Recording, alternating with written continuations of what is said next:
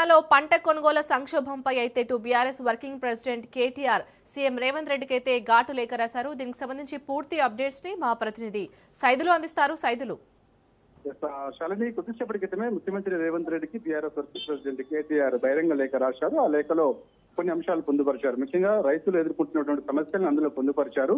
Congress party వచ్చింది, రైతులకి కష్టాలు మొదలయ్యాయని చెప్పేసి అందులో ఆయన ఈ వ్యాఖ్యలు చేస్తూ కూడా కొన్ని ఘాటైన వ్యాఖ్యలు చేశారు. రాష్ట్ర ప్రభుత్వం ఇవాళ ఒడ్లు కొనుగోలు చేయకపోవడం వల్ల రైతులు ధాన్యాల కొనుగోలు కేంద్రాల వద్దనే చనిపోయేటువంటి పరిస్థితి దాపురించింది. చనిపోయిన కుటుంబాలకి 25 లక్షల ఎక్స్గ్రేషియా ఇవ్వాలని చెప్పేసి ప్రభుత్వాన్ని BRS working president KTR demand చేశారు. ఇంకా కళ్ళాల్లో ధాన్యం ఉన్నది, కొనుగోలు కేంద్రాల వద్ద ధాన్యం ఉన్నది, కొనుగోలు కేంద్రాలని వద్ద ఉన్నటువంటి ధాన్యాన్ని కొనుగోలు వెంటనే చేస్తామని చెప్తున్నటువంటి ప్రభుత్వం ఇవాళ కొనుగోలు చేయకుండా నిర్లక్ష్యం చేయబట్టే ఇవాళ రైతులు చాలా మంది చనిపోతున్నారని చెప్పేసి కూడా ఆ లేఖలో కేటీఆర్ పేర్కొన్నారు. కాబట్టి ఇప్పటికైనా సరే జూన్ మొదటి వారం నుంచి వర్షాలు వస్తాయని వాతావరణ శాఖ చెప్తూ ఉన్న నేపథ్యంలో సో కొనుగోలు కేంద్రాల వద్ద తీసుకొచ్చినటువంటి ధాన్యం పూర్తిగా తడిసి మొలకెత్తే అవకాశం ఉంటుంది. రైతులు ఇబ్బందులు పడతారు. ఇప్పటికైనా సరే కొనుగోలు కేంద్రాలు ఉన్న ధాన్యాన్ని వెంటనే కొనుగోలు చేయాలి.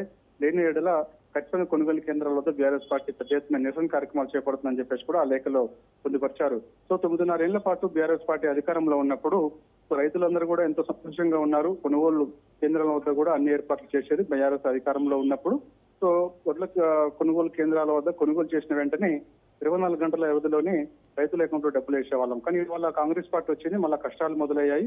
ఆనాటి ఉమ్మడి ఆంధ్రప్రదేశ్ లో కాంగ్రెస్ ప్రభుత్వం అధికారంలో ఉన్నప్పుడు ఎటువంటి పరిస్థితులు ఉండేయో అలాంటి పరిస్థితులు మళ్ళీ ఇప్పుడు కాంగ్రెస్ పార్టీ అధికారంలోకి వచ్చిన తర్వాత నెలకొన్నాయి. రైతులందరూ కూడా ఇబ్బందులు పడుతున్నారని చెప్పేసి కూడా ఆ లేఖలో పొందుపరిచారు. కాబట్టి ఇక్కడైనా సరే రైతులకు ఇచ్చినటువంటి హామీలు నెరవేర్చకపోవడం దేవుడెరు, కానీ పండించిన పంటను కనీసం కొనుగోలు చేయలేకపోతుంది ఈ ప్రభుత్వం.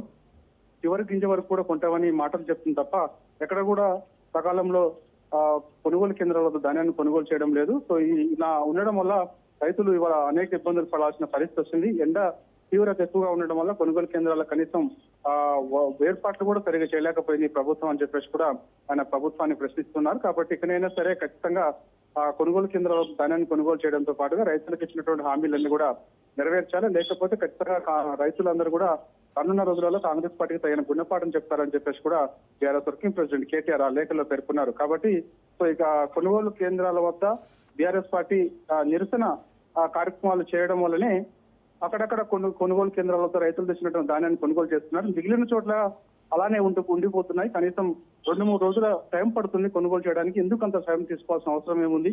ఇవాళ